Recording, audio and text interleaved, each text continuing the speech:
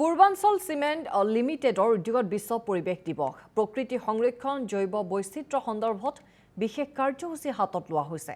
তিনিটা গুৰুত্বপূৰ্ণ স্থানত 400ৰো অধিক গছপুলি ৰোপণ কৰা হৈছে।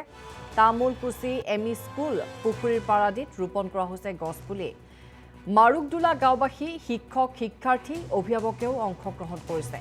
বিপন্ন প্ৰজাতিৰ গছপুলি ফলমূলৰ পুলি ৰোপণ কৰা হৈছে। উপস্থিত থাকে পৰিৱেশ বিজ্ঞানী ডক্টৰ গৌতম কুমাৰ মিশ্ৰ আৰু গছে কেৱল ফলমূলেই নিদিয়ে পশু পক্ষী বন্যপ্ৰাণীকো দিয়া আশ্ৰয়।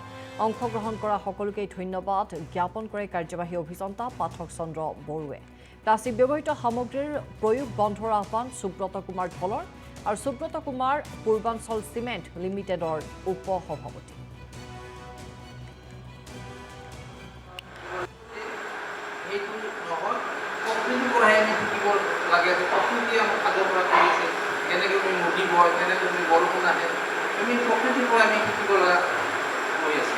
গতিকে আজিৰ দিনত আমি প্ৰকৃতিৰ পৰা শিকিব লগা কথা হৈছে প্ৰকৃতিৰ পৰা শিকিব লাগে গছ পুলি ৰোপণ কৰিব লাগে।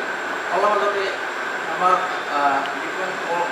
বন্ধু তেওঁ কৈছিলে যে ইয়াত নাৰিকল